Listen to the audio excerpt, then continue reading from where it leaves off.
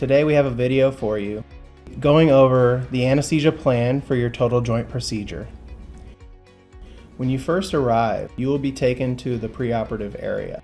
There you can expect a pre-op nurse to begin prepping you for your procedure. You will be asked to change into a gown and have an IV placed by the nurse. The nurse will then administer several preoperative medications, including pain medications and a medication to prevent nausea. You will then talk with the anesthesiologist who will be in charge of your care for the procedure. They will review your medical and anesthesia history, perform an airway exam on you, and review the plan for anesthesia. Moving on to the anesthetic plan.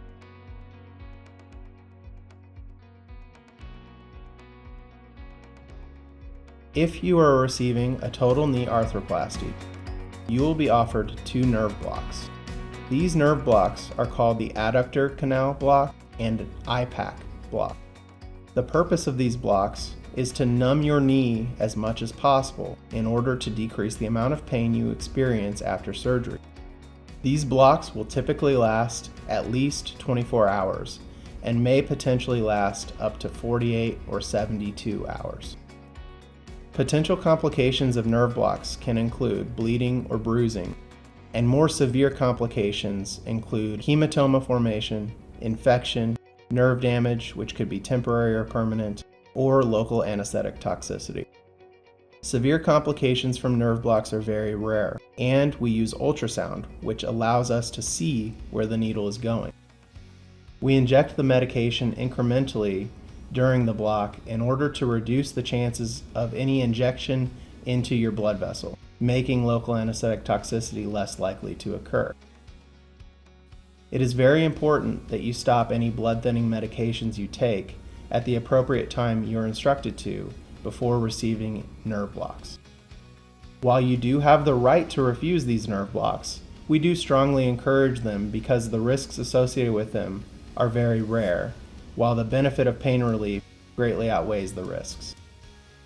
You will likely be given IV medications before the nerve block in order to provide minimal to moderate sedation. These medications can include anti-anxiety medications and/or opioid pain medications. If you are receiving a total hip arthroplasty, we do not typically perform any nerve block. Your surgeon typically will inject numbing medicine into the hip, which helps with pain control after surgery. The primary anesthetic plan for both total hip and total knee arthroplasties is a spinal anesthetic. This procedure is similar to an epidural for a laboring woman. A small amount of lidocaine is injected first to numb the skin, where most of the pain will be felt during this procedure. It involves injecting a small amount of numbing medicine directly into the spinal fluid in your lower back. Nothing else is left behind other than the medicine. You will be asked to sit on the bed with your legs hanging off the side, relax your chin to your chest, relax your shoulders down, and curl around your abdomen in order to expose your lower back for the procedure. A nurse will be in front of you to support you, and anesthesia will be working on the spinal behind you. The procedure is done sterilely in the lower back below where your spinal cord ends. We also use the smallest needle possible in order to do the procedure. After a successful injection, the spinal works very quickly to numb the lower half of your body. It is variable how high the numbness goes, but typically will stop somewhere on your abdomen. After a successful spinal, your legs should be very numb. This numbness does not take away sensation of pressure. The spinal should last approximately 2 to 3 hours. This is typically enough time to complete surgery before it wears off. If your spinal were to wear off early, we are always prepared to switch plans and put you under general anesthesia, meaning put you completely to sleep until surgery is over. No matter what, we will ensure your comfort during your procedure. The benefits of doing a spinal for your procedure include not needing to put a breathing tube in for your procedure, less risk of having a DVT or blood clot in your lower legs after surgery, less chance of nausea after surgery, and less risk of confusion or disorientation in the recovery room. Potential complications of a spinal include bruising, bleeding, epidural hematoma, epidural abscess or infection, meningitis, nerve or spinal cord injury, urinary retention, a high or total spinal, or a spinal headache. None of the complications listed above are likely to occur, and most are extremely rare. It is very important for this procedure that you stop any blood thinning medications you take as instructed before having a spinal. It is also within your rights to refuse a spinal. However, the complication rate is extremely low, and most patients do have a good experience with them. After successful placement of a spinal, we will take you to the operating room, where we will move you to the operating table and hook you up to the monitors. We will check to make sure that your legs are getting numb, and then give you a medicine called propofol through your IV. This medication provides you with a nap while surgery occurs. It is unlikely that you'll be aware of anything during sedation. On occasion, though, we do need you to wake up for safety reasons, meaning there is a chance you will hear something during your surgery. The most likely outcome, though, is that you would sleep the entire time. During surgery, we monitor your vitals and breathing to make sure that you are safe. When surgery is over, we turn your sedation off and allow you to wake up, which typically only takes about 10 minutes.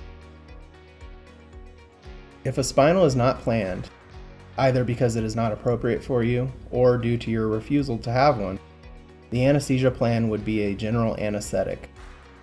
General anesthesia is achieved by giving you medications through the IV to put you all the way to sleep. We then place a breathing tube into the windpipe in order to breathe for you and give you anesthetic gas to keep you asleep throughout surgery. At the end of surgery, once it is safe to do so, we take the breathing tube out, typically before you wake all the way up. We then let you wake up fully in the recovery room. Potential complications that can occur with general anesthesia include difficulty with airway management, which could lead to airway bleeding, swelling, trauma to the teeth, tongue, or gums. Failed airway placement, which can lead to low oxygen levels, heart problems, stroke, or death. Regurgitation and aspiration of stomach contents or stomach acid into the lungs, which can lead to aspiration pneumonia or pneumonitis. Or awareness under anesthesia, which is possible but very rare in modern practice. Complications under general anesthesia are all typically very rare. After surgery is over, you will be brought to the recovery room.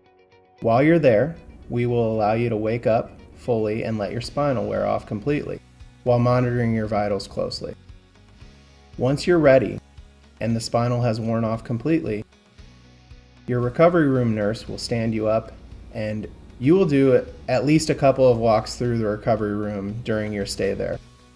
Once that is done, and you are ready to go home, you'll be discharged from the surgery center with your post-operative instructions and any information that you're going to need. Occasionally, we have patients that are unable to urinate after these surgeries. This can be a side effect of a spinal, but it is also possible after a general anesthetic. This is more commonly seen in men, but can also occur in women. If you are having trouble urinating in the recovery room, we will likely have you wait a short period longer to see if you can urinate. If you are still unable, we will usually discharge you home, where it is most likely you will urinate without any problems after some more time has passed. You should monitor for any abdominal pain if you are sent home without urinating, and if you're unable to urinate at all and start having abdominal pain, you should go to the ER immediately. Remember that you should always have someone at home to assist you when you're walking for the first several days after surgery. If you have had a total knee replacement, the block you received preoperatively can cause your leg to be weak for up to 2 to 3 days. This can cause your knee to collapse or buckle on you, causing a fall. Falling can lead to a broken leg, damage to the new prosthetic knee, or cause your incision to open. Please be careful and always ask for help walking anytime you're getting up after your surgery. Use your walker every time until you've been cleared by your surgeon to stop using it. This has been an overview of what to expect from anesthesia for your total joint surgery. Thank you for choosing JCMG for your care. If you have any questions, you can reach us by calling 573-556-7773 or bring your questions with you on the day of your surgery. Thank you.